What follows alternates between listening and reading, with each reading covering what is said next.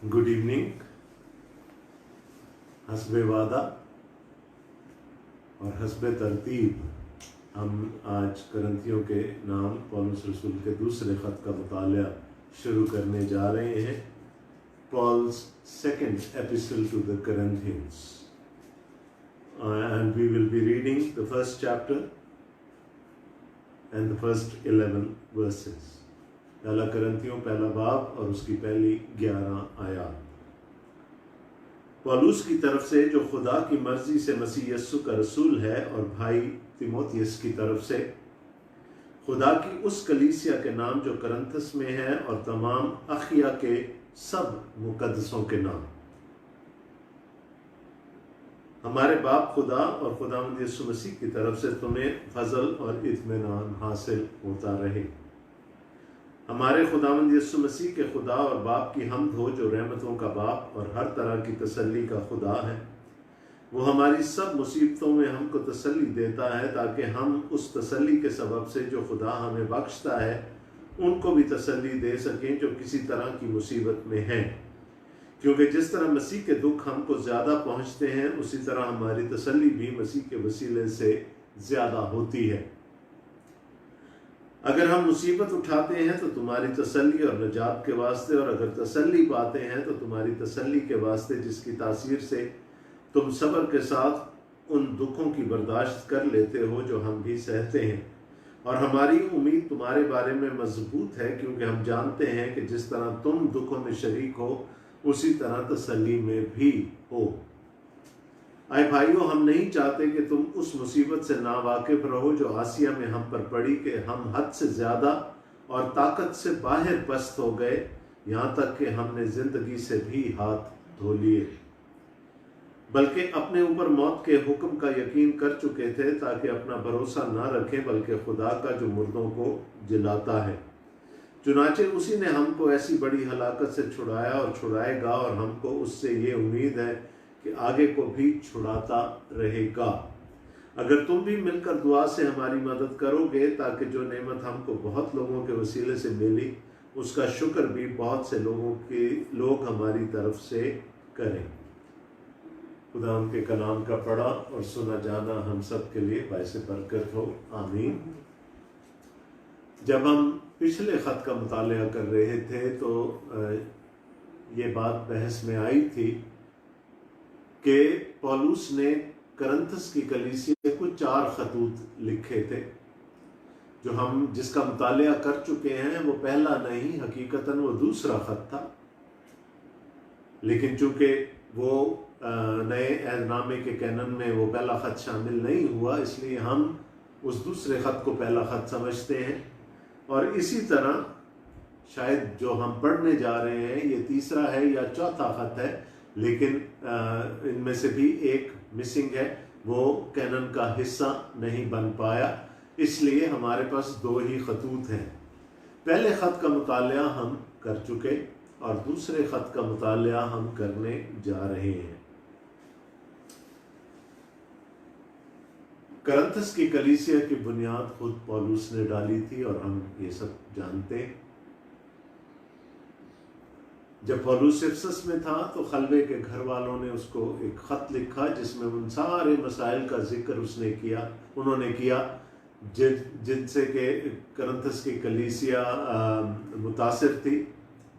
और फिर पौलुस ने एक बड़ी लंबी तहरीर लिखी और उन सारे मसाइल को एक एक करके उसने टैकल किया, जो पहले ख़त में हमने पढ़ा।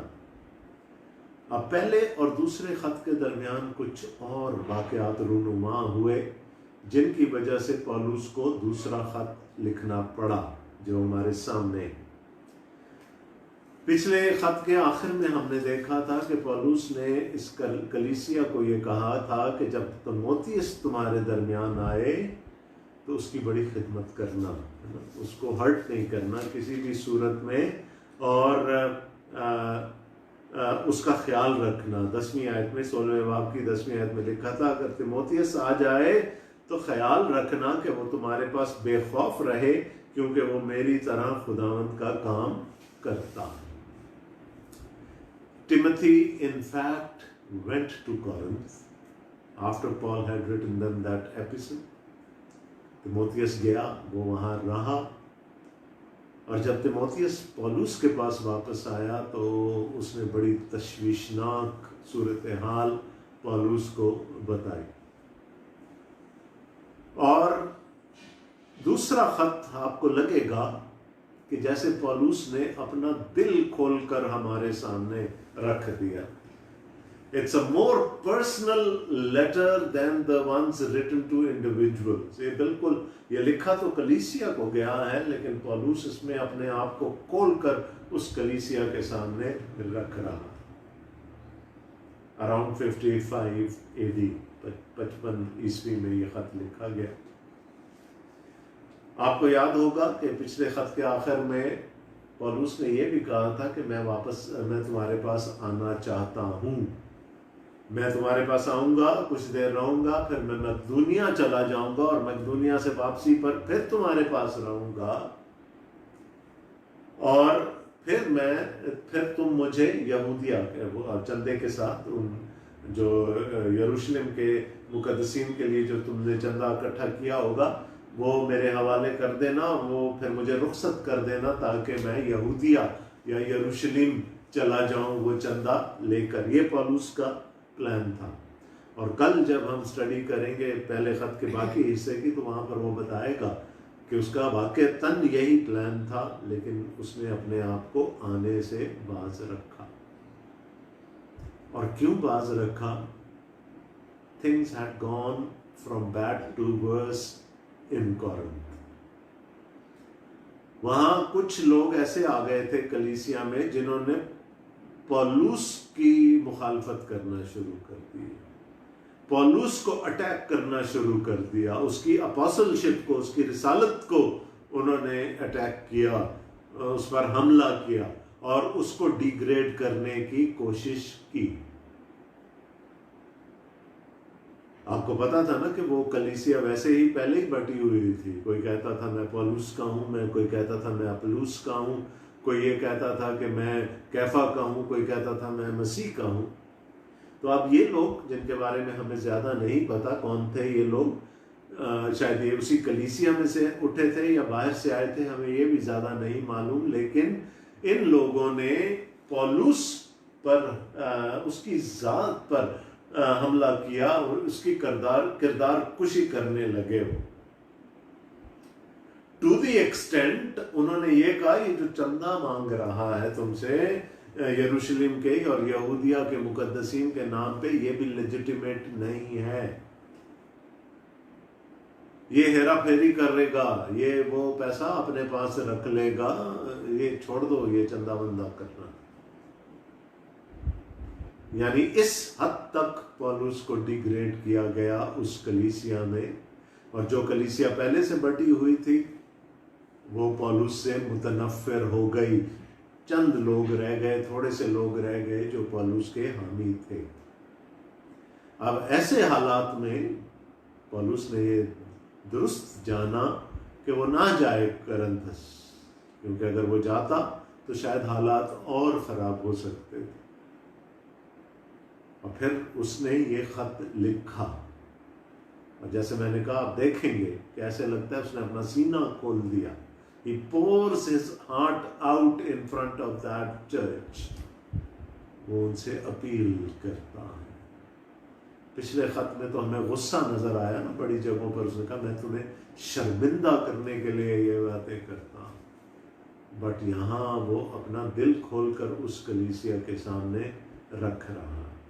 हमने जब थस्सलुनीकियों के खतूत का मुतालिया किया था तो वहाँ पर भी यही हुआ था कि जो तालीम ख़ासकर क़यामतुल मसीह के बारे में और मुर्दों की क़यामत के बारे में जो तालीम पहले ख़त में पौलुस रसूल ने दी थी, लोग उसी को गलत समझकर उन्होंने और कयास करने शुरू कर दिए थे, और फिर पौलुस को उसी मौजू पर दोबारा दूसरे ख़त में भी बात करनी पड़ी। अब यहाँ तो पौलुस की अपनी ज़ात अंडर अटैक आ गई। गलतियों में भी ये हुआ था कि पौलुस की रिसालत को चैलेंज किया गया था, लेकिन इंजील के हवाले से कि जो पौलुस इंजील सुनाता है वो हकीकी इंजील नहीं है। تو وہاں تو پولس ڈٹ گیا، وہاں تو اس نے محاذ کھول لیا تھا نا، جنگ شروع کر دی تھی۔ یہاں انجیل پر حرف نہیں آ رہا، یہاں صرف اس کی رسالت پر اور اس کی ذات پر حرف آ رہا ہے۔ تو یہاں پر وہ شاید یہ خط لکھتے ہوئے وہ رویا بھی ہو، اس کے آنسو بھی نکلے ہوں، لیکن ہمیں وہ چیزیں فیل ہوں گی جب ہم اس خط کو پڑھیں گے۔ 3 بڑے حصے ہیں اس خط کے۔ ابھی تو جو آج آیات ہم نے پڑھی وہ تو انٹروڈکشن ہے، اس کے بعد وہ اپنے اور کلیسیا کے درمیان جو تعلقات ہیں ان کا ذکر کرتا ہے 7ویں باب تک، یعنی پہلے باب کی 12ویں آیت سے لے کر 7ویں باب کے آخر تک ہمیں وہ نظر آئے گا، the relationship between Paul and the Corinthian church۔ یہ ہم دیکھیں گے in the first 7 chapters۔ اس کے بعد پھر وہ 3 چیپٹرز نہیں 2 چیپٹرز 8واں اور 9ویں باب میں وہ پھر اس چندے کی طرف آتا ہے جو چاہتا تھا کہ جمع ہو اور جو رک گیا تھا ان لوگوں کی تعلیم کی اور ان لوگوں کی بیڈ ماؤتھنگ کی وجہ سے وہ چندہ رک گیا ہو۔ اور نیچرل ہے کہ جب انہوں نے کہا یہ تو اپنے اوپر خرچ کرنے کے لیے اور خود شاید امیر ہونے کے لیے یہ چندہ کروا رہا ہے، تو وہ سلسلہ رک گیا۔ تو پولس ان کو ارج کر رہا ہے، ان کی حوصلہ افزائی کر رہا ہے کہ دوبارہ سے اس سلسلے کو بحال کریں۔ اور پھر آخر میں 10ویں اس باب سے لے کر 13ویں باب تک ہمیں نظر آئے گا، موسٹ آف 13th چیپٹر ہمیں نظر آئے گا کہ وہ اپنا اور اپنی رسالت کا دفاع کرتا ہے۔ تو پرابلمز تو کہیں پیچھے رہ گئے ہیں، ہم تو پولس کی اپنی ذات بالکل بلی پر لٹکی ہوئی ہمیں نظر آتی ہے۔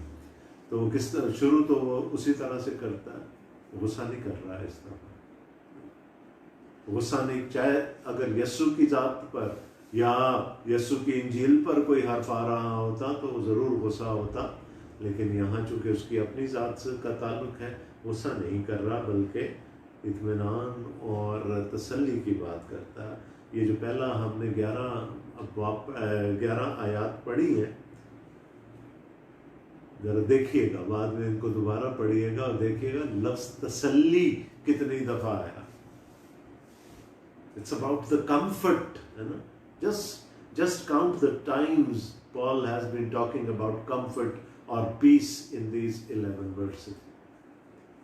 وہ کیا کہتا ہے؟ جو شروع جیسے ہمیشہ کہتا ہے پولس کی طرف سے، جو خدا کی مرضی سے مسیح یسوع کا رسول ہے، اور بھائی تیموتھیوس کی طرف سے خدا کی اس کلیسیا کے نام جو کرنتس میں ہے، اور تمام اخیا کے سب مقدسوں کے نام۔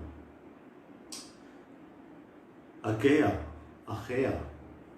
was the province. Corinth was the capital of that province. Provincial capital تھا۔ تو اخیا جو تھا وہ صوبہ تھا یونان کا، اس وقت یہ رومی حکومت کا حصہ تھا، رومی سلطنت کا حصہ تھا، اور کرنتس اس کا دارالحکومت تھا۔ تو اخیا کے مقدسوں کے نام وہ خط لکھ رہا ہے، اور ساتھ میں کرنتس کی کلیسیا کو یہ خط لکھ رہا ہے، اور وہ کہتا ہے میں جو خدا کی مرضی سے مسیح یسوع کا رسول ہوں۔ اپنے کریڈینشلز بھی وہ بتا دیتا ہے کہ میں کوئی سیلف ڈکلیئرڈ اپوسل نہیں ہوں، میں نے خود اپنے آپ کو یہ آرڈین نہیں کر لیا کہ میں رسول ہوں، مجھے خدا نے رسول مقرر کیا ہے، اور میں کس کا رسول ہوں؟ میں یسوع مسیح کا رسول ہوں۔ اپوسل، اپوسٹولس یونانی کا لفظ ہے، جس کا مطلب ہے بھیجا ہوا، کسی کی طرف سے کوئی بھیجا ہوا۔ تو پولس کیا کہہ رہا ہے؟ میں یسوع کی طرف سے تمہارے پاس بھیجا گیا ہوں۔ وہ یہ نہیں کہہ رہا کہ مجھے انطاکیہ کی کلیسیا نے بھیجا، اور the church at Antioch sent me and I have come to you in their authority. He is saying I was sent by, I am the apostle of Jesus Christ himself and I come to you in his authority۔ اور جب ہم بات apostle کی کرتے ہیں تو پھر apostle ایسے ہیں جیسے ہم کسی کو بھیجیں اور اس کو اختیار دے دیں، اس کو پاور آف اٹرنی دے دیں کہ وہ ہمارے لیے کسی قسم کے بھی بزنس ڈیل کر سکتا ہے، ہماری طرف سے ہماری پراپرٹی بیچ سکتا ہے، جو کچھ بھی کر سکتا ہے. تو وہ کہہ رہا ہے کہ میں یسوع مسیح کے اختیار سے رسول ہوں، اور وہ پھر تیموتھیوس کی طرح، تیموتھیوس گھبرا گیا ہوگا. میں نے آپ کو کل بھی کہا تھا ذرا اس کا معدہ کمزور تھا، تھوڑا سا گھبرا بھی جایا کرتا تھا. وہ ساری، اور ہو سکتا ہے کہ اس نے جس طرح سے حالات پیش کیے ہوں پولس کے سامنے، تو پولس بھی ہرٹ ہوا ہو. اور اب وہ کہہ رہا ہے کہ میری اور تیموتھیوس کی طرف سے تمہیں سلام ملے، خدا کی اس کلیسیا کے نام جو کرنتس میں ہے، اور اخیا کے سب مقدسوں کے نام، the saints at Achaia. تو وہ یہ جب پولس سینٹ کا لفظ استعمال کرتا ہے تو وہ بلیورز کی بات کر رہا ہے، مقدسین یعنی ایمانداروں کی بات کر رہا ہے. اور وہ جو اس کی کسٹمری گریٹنگ ہوتی ہے، ہمارے باپ خدا اور خداوند یسوع مسیح کی طرف سے تمہیں فضل اور اطمینان حاصل ہوتا رہے. تو پہلے اطمینان، فضل کی بات کرتا ہے، گریس اینڈ پیس، اور پھر وہ اطمینان کی بات کرتا ہے. اور یہ کوئی نیا انداز نہیں ہے، اس کا ہر خط تقریباً ایسے ہی شروع ہوتا ہے. لیکن اطمینان یہاں پر ذہن میں رکھیے گا آگے کیا ہونے جا رہا ہے. تیسری آیت سے، ہمارے خداوند یسوع مسیح کے خدا اور باپ کی حمد ہو، جو رحمتوں کا باپ اور ہر طرح کی تسلی کا خدا ہے. تو شاید پولس یہ کہنا چاہ رہا تھا کہ جو کچھ میں نے سنا ہے اسے تو صرف غصہ آ سکتا ہے، اسے تو صرف نفرت پیدا ہو سکتی ہے، اسے تو انسان بھڑک ہی سکتا ہے. لیکن میں اپنے خدا باپ کا شکر ادا کرتا ہوں کہ وہ تسلی کا خدا، اس نے میرے دل میں تسلی بھر دی ہے. جو کچھ میں نے سنا وہ اچھا نہیں تھا، اور جو کچھ میرے ساتھ ہوا جس کا آگے چل کے وہ ذکر کر رہا ہے وہ بھی اچھا نہیں تھا. لیکن اس کے بدلے میں کیا ملا مجھے اپنے باپ کی طرف سے، خدا باپ کی طرف سے مجھے تسلی ملی ہے. وہ ہماری سب مصیبتوں، دیکھیں اطمینان پھر تسلی، چوتھی آیت میں پھر تسلی کا ذکر ہے. وہ ہماری سب مصیبتوں میں ہم کو تسلی دیتا ہے تاکہ ہم اس تسلی کے سبب سے جو خدا ہمیں بخشتا ہے ان کو بھی تسلی دے سکے جو کسی طرح کی مصیبت میں. ایک آیت میں 3 دفعہ تسلی کا ذکر کر رہا ہے، اور وہ یہ بتانا چاہ رہا ہے کہ خدا جب ہمیں مصیبتوں میں ڈالتا ہے اور پھر جب وہ ہمیں تسلی دیتا ہے، ہمیں ہون کرتا ہے، ہمیں وہ نکھارتا ہے، سنوارتا ہے مصیبتوں میں ڈال کر، اور اس کے بعد جب وہ ہمیں تسلی دیتا ہے تو وہ ہمیں تسلی اس لیے دیتا ہے کہ ہم اس تسلی کو دوسروں کے ساتھ بانٹ سکیں.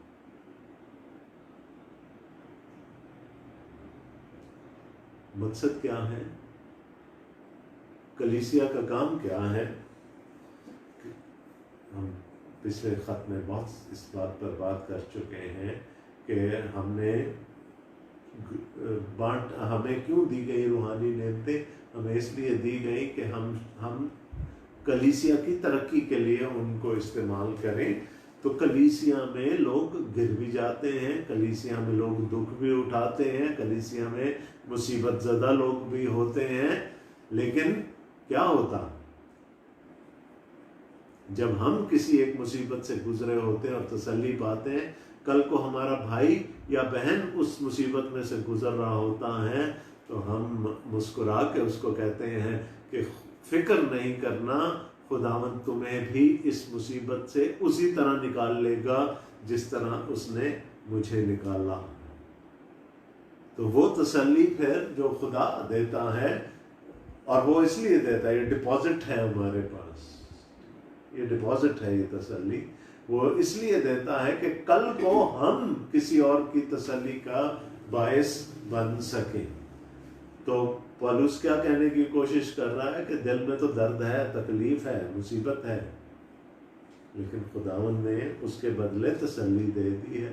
اور تسلی دی ہے کس لیے دی ہے؟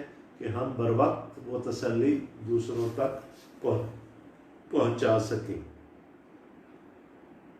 کیونکہ جس طرح مسیح کے دکھ ہم کو زیادہ پہنچتے ہیں اسی طرح ہماری تسلی بھی مسیح کے وسیلے سے زیادہ ہوتی ہے۔ تو ایک دکھ یہ ہے جو خبر اس نے کلیسیا کے وسیلے سے سنی، ایک دکھ کا ذکر وہ آگے چل کر کرے گا۔ تو 5ویں آیت میں پھر دیکھیں تسلی کا ذکر آ گیا۔ تو جو ہم سکھاتے ہیں ایکسپوزیٹری پریچنگ میں، لینگم کی کلاسز میں جو کچھ ہم سکھاتے ہیں وہ یہی ہوتا ہے نا کہ اگر ایک لفظ ریپیٹ ہو رہا ہے اس کو پکڑ لیں، جس کی دہرائی ہو رہی ہے اس لفظ کو پکڑ لیں، کیونکہ اس وقت رائٹر کے ذہن پر وہ لفظ سوار ہے، وہ تھاٹ، وہ خیال اس کے ذہن پر سوار ہے، تو پھر ہم اچھی طرح سے تفسیر کر سکیں گے۔ تو یہاں تسلی تسلی تسلی تسلی، پولس کہہ رہا ہے کہ خدا نے مجھے تسلی دی ہے جو میں دوسروں کو دے سکتا ہوں، اور اگر ہم مصیبت اٹھاتے ہیں تو تمہاری تسلی اور نجات کے واسطے، اور اگر تسلی پاتے ہیں تو تمہاری تسلی کے واسطے، جس کی تاثیر سے تم صبر کے ساتھ ان دکھوں کی برداشت کر لیتے ہو جو ہم بھی سہتے ہیں۔ میں نے تو I've lost the count now۔ تسلی تسلی تسلی تسلی، چاہیے تھا وہ بھڑک جاتا، غصہ کرتا، کلیسیا کو پھٹکارتا، ان کی کلاس لیتا اچھی طرح سے، لیکن وہ کیا کہہ رہا ہے؟ تسلی، میں تمہیں تسلی دیتا ہوں۔ وہ کیا کہہ رہا ہے؟ ہم اگر مسیح کے دکھوں میں شریک ہوتے ہیں تو تمہاری تسلی کے لیے، مسیح سے تسلی پاتے ہیں تو پھر بھی تمہاری ہی تسلی کے لیے پاتے ہیں۔ کہنے کی کوشش کیا کر رہے کہ تسلی رکھو، تسلی رکھو، میری طرف سے بدگمان ہونے کی ضرورت نہیں ہے۔ میں تو وہ ہوں جو مسیح کی خاطر بندھا ہوا پھرتا ہوں، میں تو وہ ہوں جو مسیح کی خاطر دکھ اٹھاتا ہوں۔ 7ویں آیت، اور ہماری امید تمہارے بارے میں مضبوط ہے کیونکہ ہم جانتے ہیں کہ جس طرح تم دکھوں میں شریک ہو اسی طرح تسلی میں بھی ہو۔ پھر تسلی، اے بھائیوں، ہم نہیں چاہتے کہ تم اس مصیبت سے ناواقف رہو جو آسیہ میں ہم پر پڑی، کہ ہم حد سے زیادہ اور طاقت سے باہر پست ہو گئے، یہاں تک کہ ہم نے زندگی سے بھی ہاتھ دھو لیے۔ اب پولس ڈائریکٹلی نہیں بتا رہا کہ وہاں کیا ہوا، پروبیبلی کرنتھس کی کلیسیا کو معلوم تھا کہ پولس کے ساتھ ایشیا میں کیا ہوا ہے جہاں وہ تھا، لیکن کوئی بہت بڑی مصیبت آئی، یہاں تک کہ پولس کہہ رہا ہے ہم نے تو زندگی سے بھی ہاتھ دھو لیے، ہم تو مر چکے تھے ایک طرح سے، لیکن خداوند نے ہمیں بچا لیا، بلکہ اپنے اوپر موت کا حکم کا یقین کر چکے تھے تاکہ اپنا بھروسہ نہ رکھیں بلکہ خدا کا جو مردوں کو جلاتا ہے۔ ہم تو اس حد تک تیار ہو گئے تھے کہ بس ہماری زندگیاں ختم ہو گئیں، اور ہم تو پھر وہ قیامت کی امید لگا کر بیٹھ گئے تھے کہ ایک دن ہم خداوند میں دوبارہ زندہ کیے جائیں گے۔ چنانچہ اسی نے ہم کو ایسی بڑی ہلاکت سے چھڑایا اور چھڑائے گا، اور ہم کو اس سے یہ امید ہے کہ آگے کو بھی چھڑاتا رہے گا۔ لیکن تسلی رکھو کہ خدا نے ہمیں اس مصیبت میں سے چھڑا لیا۔ اگر تم بھی مل کر دعا سے ہماری مدد کرو گے تاکہ جو نعمت ہم کو بہت لوگوں کے وسیلہ سے ملی اس کا شکر بھی بہت سے لوگ ہماری طرف سے کریں۔ ہمارے لیے دعا کرو، ہماری شکر گزاری میں ہمارے ساتھ شریک ہو جاؤ۔ وہ لوگ جو پولس کو دھتکار رہے ہیں، وہ لوگ جو پولس کو برا بھلا کہہ رہے ہیں، ان سے دعا کرنے کی اپیل کر رہا ہے کہ تم یہ جو ہمیں جو نعمت ملی ہے زندگی کی دوبارہ سے، اس کے لیے تم بھی خداوند سے شکر گزاری میں ہمارے شریک ہو جاؤ۔ اب یہاں پر یہ دیکھیں جو ہم نے پچھلے خط میں پڑھا تھا کہ خدا کسی کو اس کی طاقت سے بڑھ کر آزمائش میں نہیں ڈالتا. وہاں پر میں نے آپ کو کہا تھا یہ امتحان کی بات نہیں ہو رہی, آزمائش کی بات ہو رہی ہے کہ ہم کسی ایسی آزمائش میں نہیں پڑتے جس میں کوئی اور انسان نہ پڑا ہو. ہاں, خدا ہمیں اس میں سے نکلنے کا راستہ ضرور وہ ہمارے لیے فراہم کر دیتا ہے. وہاں پر ٹرائلز کی بات نہیں ہو رہی تھی, ٹریبولیشنز کی بات نہیں ہو رہی تھی, وہاں پر آزمائش ٹیمپٹیشنز کی بات ہو رہی تھی. کیونکہ اگر وہ وہاں پر اگر ہم ٹرائلز کے لے لیں, اور اکثر لوگ یہ سمجھتے ہیں, تو پھر یہاں پر اس کی کانٹرڈکشن ہو جاتی ہے. پولس کہتا ہے کہ ہم پر تو ہماری طاقت سے زیادہ مصیبت پڑ گئی. ہائے بھائیو, ہم نہیں چاہتے کہ تم اس مصیبت سے ناواقف رہو جو آسیہ میں ہم پر پڑی, کہ ہم حد سے زیادہ اور طاقت سے باہر پست ہو گئے. تو یاد رکھیں, خدا جب امتحان کرے گا تو وہ ہماری طاقت سے زیادہ ہمیں آزما سکتا ہے, ہمارا امتحان کر سکتا ہے. ہاں, آزمائش ٹیمپٹیشن کی بات ہو رہی ہے, وہاں پر وہ یعنی کتنی ہوگی آزمائشیں؟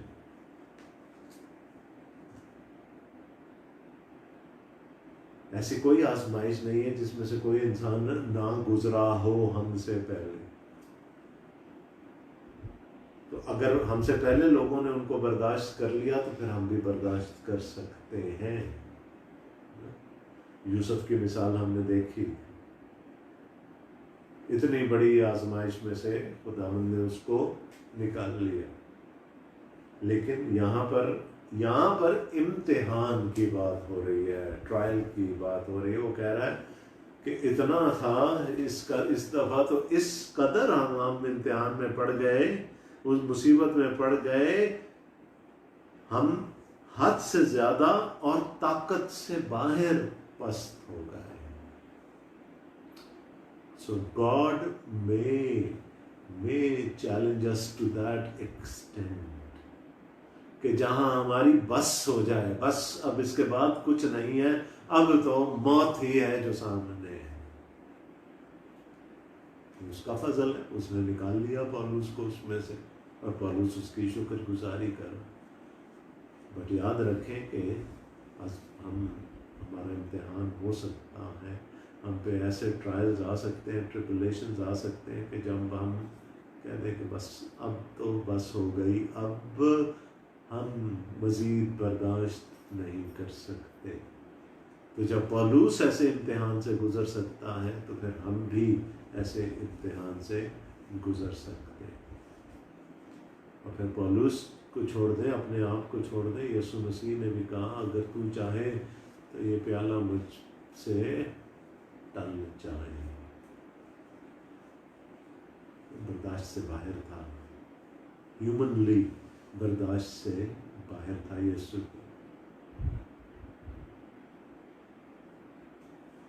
تو آزمائش کوئی ایسی نہیں ہوگی جو پہلے کسی پر نہ آئی ہو, ٹیمپٹیشن. لیکن ٹرائلز ایسے ہو سکتے ہیں کہ جہاں پر ہم کہیں کہ بس اب تو ختم ہو گیا, ایوری تھنگ از فنشڈ. لیکن پولس کیا کہہ رہا ہے, خدا نے ہمیں بچا لیا. تو وہ کہنا یہ چاہ رہا ہے کہ ایک طرف ہم ان ایسی آزمائشوں میں سے گزر رہے ہیں, ایسے امتحانوں میں سے گزر رہے ہیں کہ جب ہمارا صبر ختم ہو گیا, ہم موت کے منہ میں چلے گئے, ہم نے کہا بس اب تو قیامت کے دن جو ہوگا, جو کچھ ہوگا. اور دوسری طرف یعنی اب وہ ڈائریکٹلی تو نہیں کہہ رہا, لیکن دوسری طرف تم ہو جو میری ذات کو پر الزام لگا رہے ہو. اس لیے وہ جتا رہا ہے. وہ جنرلی پولس کی عادت نہیں ہے ایسا کرنے, اس نے اس لیے جتا دیا کہ ہی واز انڈر فائر.